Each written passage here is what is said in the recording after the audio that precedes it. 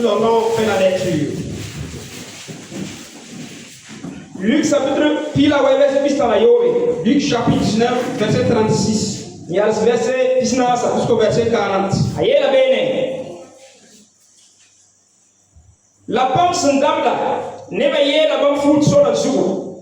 La pomme se signe olive, t'istan la peine. En colon Jérusalem, bankar mis pour ma singame, en manchinoron qui ne m'en pémouena, n'évoue kassamse, bomba la fin et signawa, ninga. Bam yelame, moi namba rininga son wat ne soba yura. La fibe ansana, la nambe yingri, verset pisa la waya. Farisindamba kirsi. Mbe kunga suka yela josia kala samba legi karambisa lapam le kame mamieta nyamba tiam san shindi kunga na kelemame en français. Luc chapitre 19 verset 36. Quand il fut en marche, les gens étendirent leurs vêtements sur le chemin, et lorsqu'il il approcha de Jérusalem, vers la descente de la montagne des Oliviers. Toute la multitude des disciples, saisis de joie, se mit à louer Dieu à haute voix pour tous les miracles qu'il avait vus.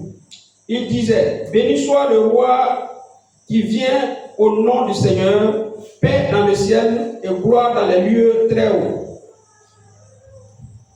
Quelques pharisiens du milieu de la foule dirent à Jésus: Maître, reprends tes disciples. Et il répondit: je vous le dis, s'ils se taisent, les pierres crieront. Amen. Amen. Veuillez vous asseoir. Alléluia. Amen. Que la paix de Dieu soit avec vous. Le nom de Jésus. C'est pourquoi on a choisi ce jour pour la prière. La première des choses dans la vie chrétienne. Il ne peut pas triompher sans la prière. Un chrétien ne peut pas triompher dans le combat de la foi. Un combat ne peut pas combattre contre les combatifs de la chair. Un chrétien ne peut pas convaincre contre les péchés. C'est pas par la parole de Dieu et la prière. Tout un chrétien qui s'en fout de la parole de Dieu, tout un chrétien qui s'en fout de la prière, il est un chrétien qui est comme de l'huile, comme de qualité, un fruit de qualité qui tombe à tout moment.